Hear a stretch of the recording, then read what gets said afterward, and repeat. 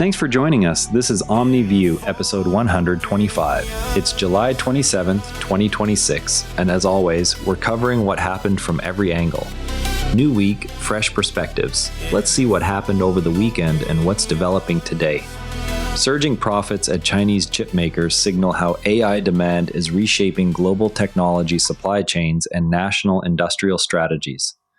China's major chip manufacturers reported profits rising 2,579.5% in the first half of 2026. The National Bureau of Statistics linked the increase to stronger demand for computing power driven by artificial intelligence applications. The figures cover state-reported data from the sector. Separate market data showed one major Chinese chipmaker's shares rising nearly 470% on its stock market debut, briefly exceeding Intel's market capitalization. The National Bureau of Statistics attributed the profit growth to accelerated AI integration across industries that generated large new orders for processors and related hardware. South China Morning Post reporting frames the result as evidence of resilience in China's semiconductor push despite external constraints.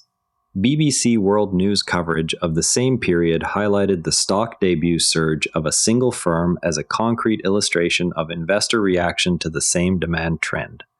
The two outlets together show how domestic statistical releases and global market listings each capture different slices of the same supply chain shift.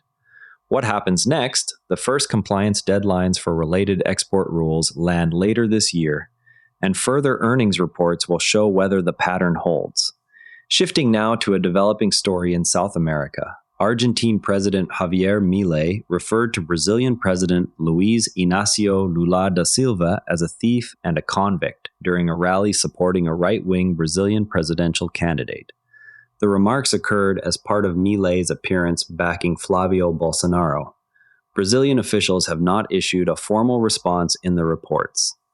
The comments were delivered at a campaign event in Brazil ahead of that country's next presidential contest.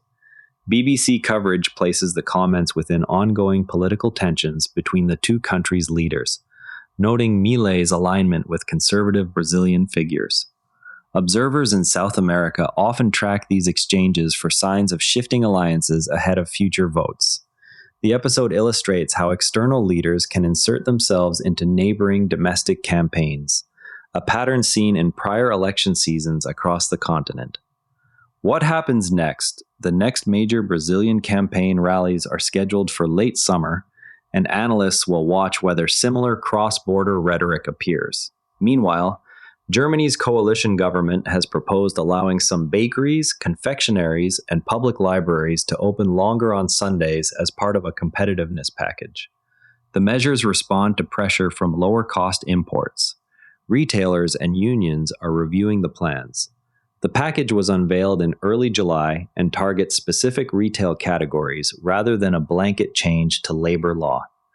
South China Morning Post reporting connects the proposals to Germany's effort to regain ground against Chinese manufacturers in consumer goods. Domestic coverage emphasizes the century-old Sunday rest tradition and its role in worker protections. Policymakers argue that limited adjustments could help smaller businesses without broadly altering labor rules. The debate centers on whether incremental Sunday openings can improve competitiveness while preserving the social consensus that has governed retail hours for decades. What happens next? Parliamentary review of the package begins next month, and labor groups have signaled they may seek amendments. Next, the Ghanaian government aims to accumulate 30 billion Ghanaian cedis in a sinking fund by the end of 2026 to cover obligations under the Domestic Debt Exchange Program. The first major repayment is due in February 2027. Officials say the fund will draw from budgeted revenues. The target forms part of preparations for the next phase of debt restructuring agreed after earlier exchange arrangements.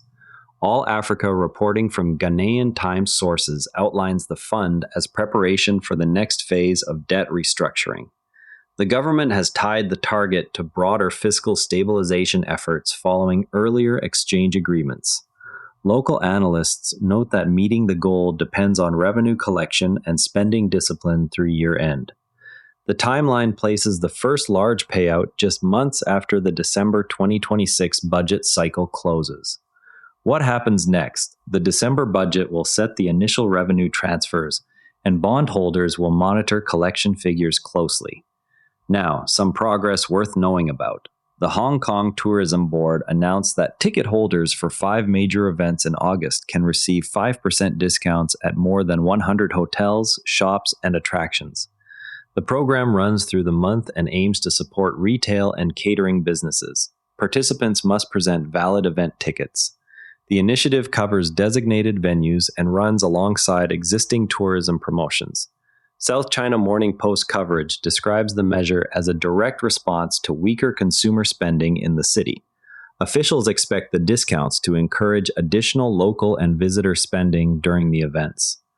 The 5% rate applies uniformly across the participating outlets for the full month of August. What happens next? Early August attendance figures at the events will indicate whether the discounts translate into measurable spending gains. Now, to really understand this story, there's something most coverage leaves out.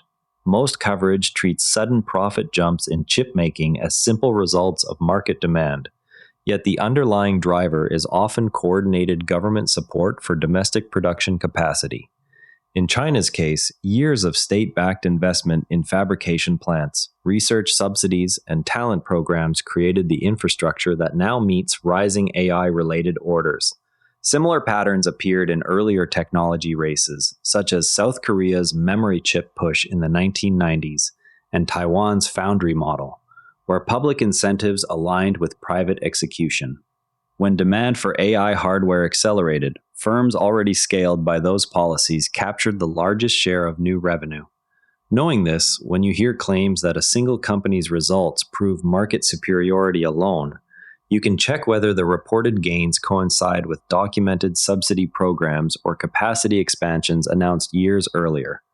One concrete check is to compare the timing of profit surges against public records of government grants or low-interest loans to the same firms. Another is to examine whether the same firms also reported sharp increases in capital expenditure or new fab announcements in prior fiscal years. A third is to note how export control regimes in other countries have sometimes prompted accelerated domestic investment cycles that later appear in profit data. If you want to go deeper on the China chip sector results, compare how South China Morning Post and BBC World News are covering it. Tomorrow, watch for updates on whether Germany's Sunday trading package advances through committee review. That's Omni View. As always, compare outlets, look for primary documents, and separate what's known from what's assumed. The world is complicated, but it's not beyond understanding, and you just spent a few minutes understanding it better. If that's worth something to you, subscribe wherever you listen. See you tomorrow. And if you'd rather watch than listen, find us on YouTube at Nera Network. Links in the show notes. One more thing. If you liked today's episode, our sister show, First Principles Daily, is worth a spot in your feed. Reasoning from raw materials, not analogy, on the breakthroughs that actually cut cost. It's one of the Nera Network's daily briefings, all free at neranetwork.com. New to the network?